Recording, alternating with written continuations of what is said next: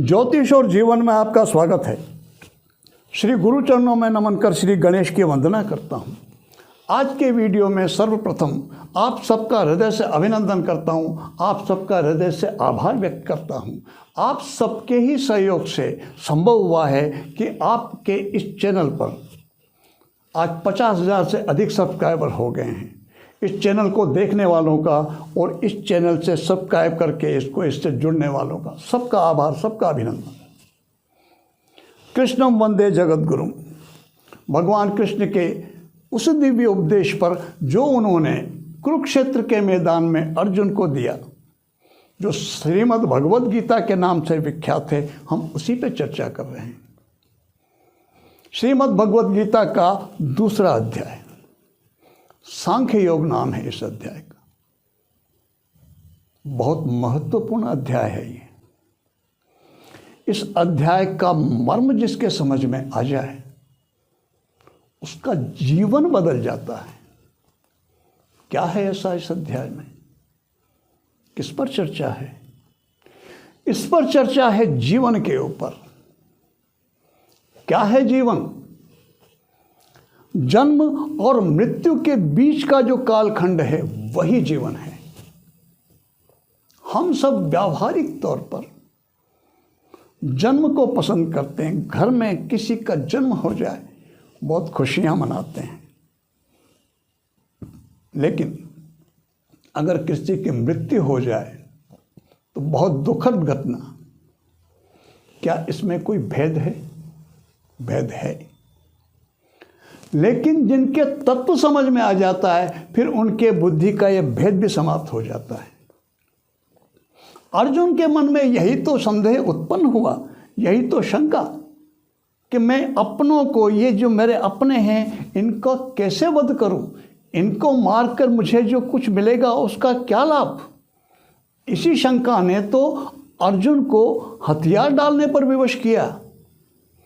भगवान कृष्ण ने इसी शंका का निवारण किया और वो कहते हैं, तू किसको मारने की बात कर रहा है? तू मार ही नहीं सकता इनको। नैनम छिन्दन्ति शस्त्राणि नैनम दहति पावकः न चैनम क्लेदन्तापो न शोषयति मारुतः। आत्मा वही तो सब कुछ है। उसका शस्त्र छेदन नहीं कर सकते, अग्नि उसे जला नहीं सकती, जल उसे भिगो नहीं सकता और वायु उसे सुखा नहीं सकती। शाश्वत अविनाशी स्वरूप ऐसा आत्मा का, और तू उसे मारने की बात कर रहा है। ये सब कल भी थे, आज भी हैं, कल भी होंगे किसी और स्वरूप में। वास्तविक रूप से देखें तो जो भय मृत्यु का उस समय था वो आज भी है लोगों के मन में। हमारे मन में आज भी मनस्थिति वही। वो बिरले इंसान जिनके ये मर्म समझ में आ जाए कि मरेगा शरीर मेरा, मैं नहीं, मैं तो कल भी था, आज भी हूं और कल भी रहूंगा। जब ये बात समझ में आ जाती है तो मृत्यु का भय समाप्त हो जाता है। और किसी के भी मन से मृत्यु का भय समाप्त हो जाए, इससे बड़ी जीवन में घटना दूसरी हो नहीं सकती। किसी को यह समझ में आ जाए मेरा शरीर अलग है और मैं अलग हूँ, ये जो मेरा शरीर है ये ही मैं नहीं हूँ, मैं कुछ और हूँ। हम हमारे जीवन में वस्त्र धारण करते हैं। कई वस्त्रों को हम बहुत अपनी पसंद से बनाते हैं, महंगे भी होते हैं, बहुत प्रिय होते हैं, हमें बहुत प्रेम से धारण करते हैं हम उनको। आप अपने जीवन में देख लीजिए, कुछ वर्षों पूर्व जो आपको वस्त्र बहुत प्रिय थे, बहुत पसंद थे, क्या आज भी वो हैं? नहीं है। हो सकता है वो आपको ढूंढे भी नहीं मिले, त्याग चुके आप उनको। उन्हें त्याग करके नए वस्त्र बना चुके और नए वस्त्र भी उतने ही प्रेम से धारण कर रहे हैं। क्या कष्ट हुआ? यही स्थिति आत्मा की है। जब वो देखती है कि ये जो शरीर धारण किया है मैंने, यह जीर्ण शीर्ण हो गया, अब इस शरीर में रहना संभव नहीं है। आत्मा इस शरीर को त्याग करके कोई नया शरीर धारण कर लेती है। यही मर्म है इस दूसरे अध्याय का। अब जब ये बात किसी के समझ में आ जाए तो फिर समझने को बचता क्या है?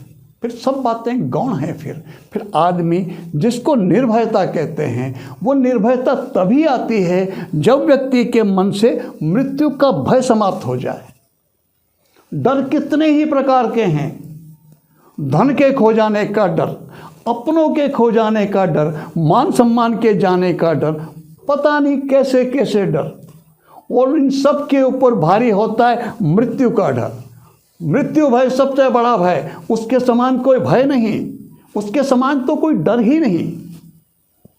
अपनी मृत्यु का भय, अपने कोई मृत्यु का भय, यह व्यक्ति को विचलित करता है। और जब व्यक्ति के मन से आत्म तत्व जब स्वरूप समझ में आ जाता है तो मृत्यु का भय निकल जाता है।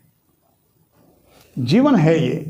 हम भी प्रयास करते हैं, कोई वस्त्र जब किसी तरह से मेला कुचेला होता, धोते हैं, साफ करते हैं, कुछ हो जाए तो रफू भी करते हैं, रिपेयर भी करते हैं, सब करते हैं, लेकिन एक सीमा है उसकी।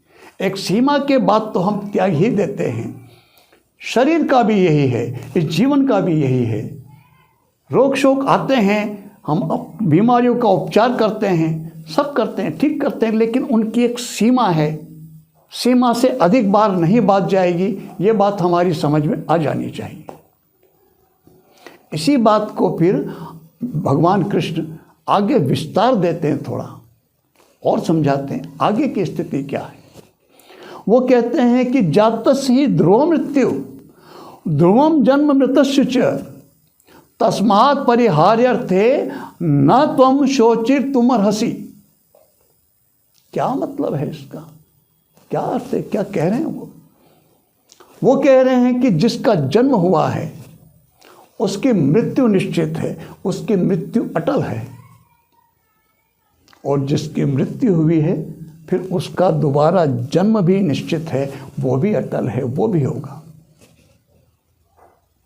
ये हमारे हाथ में नहीं, ये किसी के हाथ में नहीं है। तो जो हमारे हाथ में नहीं, फिर उस पर क्या सोच विचार करना? उसे हमें छोड़ देना चाहिए उसी पर। जीवन में हम कई बार देखते हैं, हमारे व्यावहारिक जीवन केवल जन्म मृत्यु से संबंधित नहीं है ये श्लोक। इसे थोड़ा इसको हट करके जीवन के और क्षेत्रों में भी जोड़ के देखते हैं। कई व्यक्ति जीवन में वो करने का प्रयास करते हैं जो असंभव है। जानते हैं वो कि ये मेरे बस का नहीं, ये मुझसे नहीं हो सकता, फिर भी छोड़ते नहीं हैं।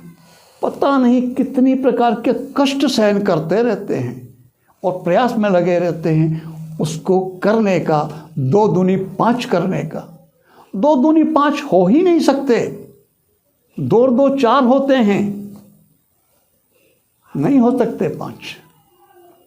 हम इस सत्य को स्वीकार हमें कर लेना चाहिए। तो जो हमारे हाथ का नहीं, जो हमारे बस का नहीं, उस पर हमें व्यर्थ के प्रयास भी नहीं करने चाहिए, और वो व्यर्थ के प्रयास हमें कष्ट ही देते हैं, अशांति देते हैं। तो हम एक तथ्य को स्वीकार कर लें, एक बात हम समझ लें कि यह हमारा जीवन एक पड़ाव भर है। हम आए हैं, इसमें एक पात्र है हमारे पास जीने को, निभाने को, उसे निभा रहे हैं हम। अपना कार्य उसी स्वरूप में करें और मृत्यु का भय अपने मन से निकाल दें। जिस क्षण जिस व्यक्ति के मन से मृत्यु का भय निकलता है उसका जीवन परिवर्तित हो जाता है। कृष्ण का पूरा जीवन आनंदमय। देखें आप, इतने कष्ट, जन्म से पूर्व से संघर्ष की स्थिति जीवन के आखिरी पड़ाव तक संघर्ष और कष्ट, फिर भी जीवन बड़ा आनंदित जिया उनने, जीवन भर आनंदित रहे। क्यों? जो वो कह रहे हैं ऐसा थोड़ी है कि वो दूसरे अर्जुन से ही कह रहे हैं, इस सत्य को स्वयं भी तो जानते थे। इसलिए जीवन भर आनंदित रह पाए। और जो इस सत्य को समझ लेता है वो भी कृष्ण की जिस तरह कृष्ण जीवन में आनंदित रहे उसी तरह से जीवन को आनंदित स्वरूप में जी सकता है। और वो क्या? सिर्फ इतनी सी बात कि मैं आज भी हूँ, कल भी रहूँगा और मैं कल भी था। यह मेरा शरीर, यह शरीर ही मैं नहीं हूँ, मैं मेरा आत्मस्वरूप और वो नष्ट नहीं हो सकती। बस इतना सा मर्म हमारे समझ में आ जाना चाहिए। पिछला जन्म मेरा, पिछले जन्म के वस्त्र त्यागे और ये जो वस्त्र धारण किए हैं तो फिर इनको त्यागने के बाद भी फिर मुझे नए वस्त्र धारण करने ही हैं, करेंगे, नए वस्त्र भी मिलेंगे ही। वो अटल है, वो टल नहीं सकता। और क्या मिलेगा, कहाँ मिलेगा, कैसा मिलेगा, उसके लिए प्रयास किए जा सकते हैं, वो अलग विषय है, उस पर भी चर्चा आगे। लेकिन कह रहे हैं कि ये जो घटना है जन्म की और मृत्यु की, ये हमारे हाथ में नहीं, ये हमारे बस में नहीं। तो इसके बारे में विशेष चिंता, सोच, विचार करने की आवश्यकता नहीं है। आवश्यकता केवल इस बात की कि मृत्यु से निर्भय होकर जिया जाए, यह सोचते हुए कि मृत्यु आत्मा का कोई कुछ नहीं बिगाड़ सकता, आत्मा को कोई मार ही नहीं सकता। मरेगा तो शरीर, गिरेगा तो शरीर। वो गिरता रहा है कितनी ही बार मैंने इस शरीर को धारण किया है, बदला है, आगे भी कितनी ही बार बदलूंगा, धारण करूंगा, कुछ नहीं कह सकते। मैंने अब तक के जीवन में कितनी ही वस्त्र बदले हैं और कितने आगे बदलूंगा, कुछ नहीं कहा जा सकता। बस ये सामान्य सी घटना और ये इस मर्म है इस गीता के, श्रीमद् भगवत गीता के इस दूसरे अध्याय का। यह हमारे समझ में आ जाना चाहिए। हम सभी प्रकार के भयों से मुक्त हो जाएंगे।